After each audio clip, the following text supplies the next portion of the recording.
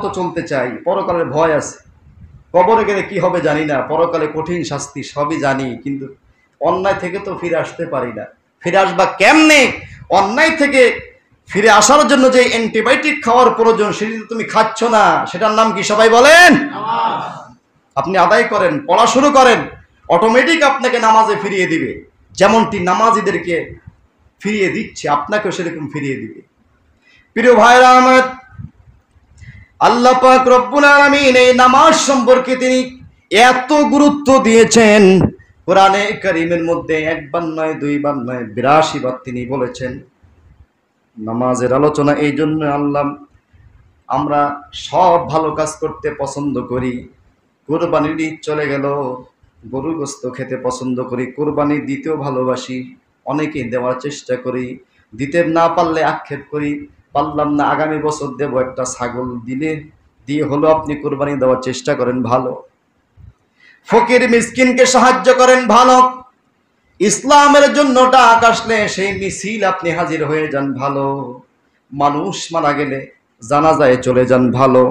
মানুষকে সাহায্য করার জন্য এগিয়ে যান, ভালো।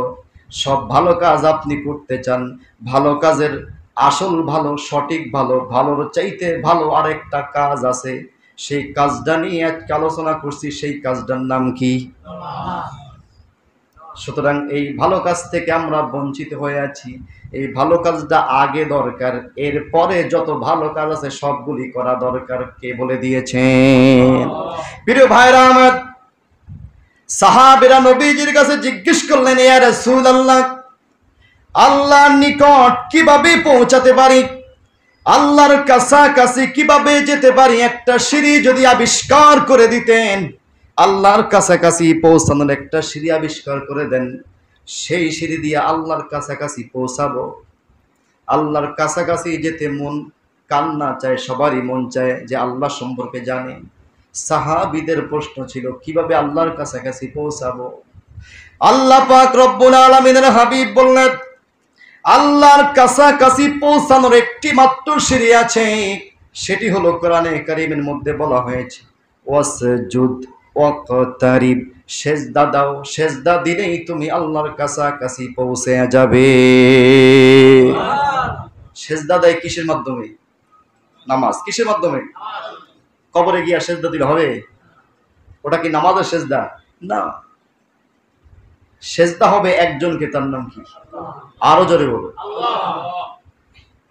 আল্লাহ পাকের হাবিব রাস্তা দিয়ে যাচ্ছেন, পাহাড় থেকে জঙ্গল থেকে উঠে এসে নবীজির পায়ের মধ্যে সেজদায় পড়ে গেলেন।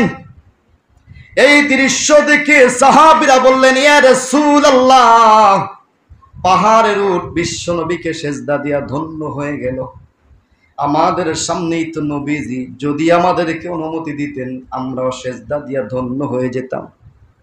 আল্লাহ পাকের হাবিব বললেন, সাহাবীরা রে, মানুষকে সেজদা দেওয়ার জন্য যদি অনুমোদন থাকতো, সর্বপ্রথম অনুমোদন দিতাম সমস্ত স্ত্রীরা যেন তাদের স্বামীদের পায়ে সেজদা দেয়। সুতরাং মানুষকে সেজদা দিবে না, মানুষ সেজদা দিবে স্রষ্টাকে, সৃষ্টি সেজদা দিবে স্রষ্টাকে। তার নাম কি? কবরে যিনি শুয়ে আছেন তিনি কি স্রষ্টা না সৃষ্টি? তিনি কি আল্লাহ না বান্দা? তাকে সেজদা দেন কে? এরকম একটা গ্রুপ আছে না? অথচ মসজিদে আসে না, বছরকে বছর মসজিদে খুঁজে পাওয়া যায় না, সেখানে গিয়ে সেজদা দেয়। তো সেখানে গিয়ে করবেন কি?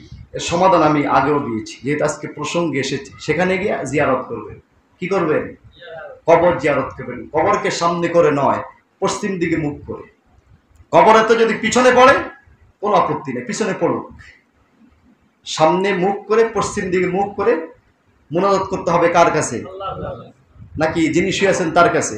না, পশ্চিম দিকে মুনাজাত করতে গিয়ে যদি কবর পিছনে পড়ে কোনো সমস্যা হবে না।